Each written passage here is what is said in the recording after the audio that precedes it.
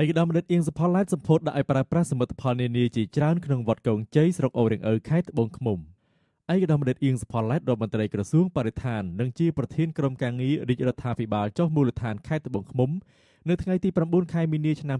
2025បានអញ្ជើញសម្ពោធដាក់ឲ្យប្រើប្រាស់ជាផ្លូវការនៅសាលាពុទ្ធកបឋមសិក្សាចំនួន1ខ្នងមានកម្ពស់2ជាន់និងបណ្ណាល័យចំនួន1ព្រមទាំងសមិទ្ធផលនានាជាច្រើនក្នុងវត្តកោងជ័យបារមីមានរិទ្ធស្ថិតនៅភូមិកោងជ័យឃុំកោងជ័យស្រុកអូររៀងឪខេត្តត្បូងឃ្មុំ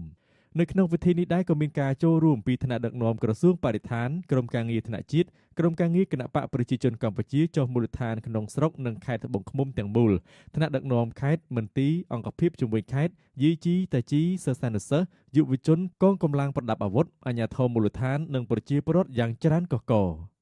មានប្រសាសន៍នេះឱកាសនោះឯកឧត្តមរដ្ឋមន្ត្រីបានពំនាំនៅប្រសាសន៍ផ្ដាំផ្ញើសួរសុខទុក្ខពីសំណាក់សម្ដេចមហាបវរធិបតីហ៊ុនម៉ាណែតនាយករដ្ឋមន្ត្រីនៃព្រះរាជាណាចក្រកម្ពុជាដែលសម្ដេចតែងតែមានការគិតគូរអំពីសុខទុក្ខរបស់ប្រជាពលរដ្ឋគ្រប់ទីកន្លែងជានិច្ចក្រោមមលុបសន្តិភាពដែលកម្ពុជាកំពុងទទួលបានពីនយោបាយឈ្នះឈ្នះរបស់សម្ដេចអគ្គមហាសេនាបតីតេជោហ៊ុនសែនបានធ្វើឲ្យប្រជាពលរដ្ឋមានជីវភាពរីកចម្រើននិងមានសមិទ្ធផលកើតឡើងជាច្រើនដោយក្នុងពេលនេះសមិទ្ធផលក្នុងវិស័យសាសនាក៏ដូចជាសង្គមជាតិមួយបន្ថែមទៀតបានលេចជារូបរាងនៅក្នុងមូលដ្ឋានស្រុកអូររៀងឪក្នុងឱកាសសម្ដែងសម្ដាលជាមួយប្រជាពលរដ្ឋឯកឧត្តមបណ្ឌិតអៀងសុផល្លែតបានមានប្រសាសន៍ថា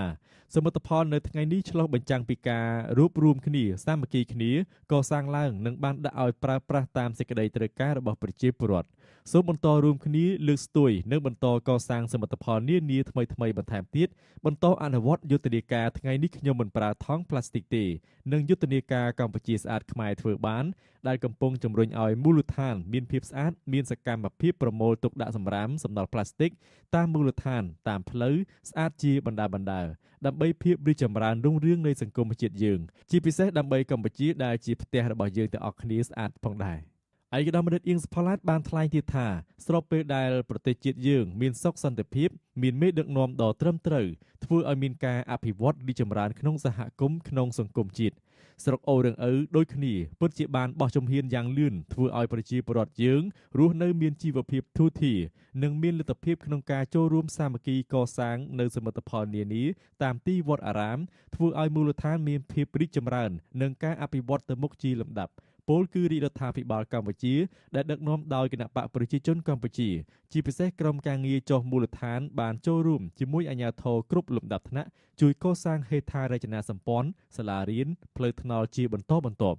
ហើយនៅក្នុងពេលខាងមុខប្រជាពលរដ្ឋស្រុកអូររៀងឪនឹងទទួលបានការគាំទ្របន្ថែមទៀតទាំងវិស័យពុទ្ធចក្រនិងអាណាចក្រឲ្យមានការអភិវឌ្ឍរីកចម្រើនព្រមជាមួយគ្នា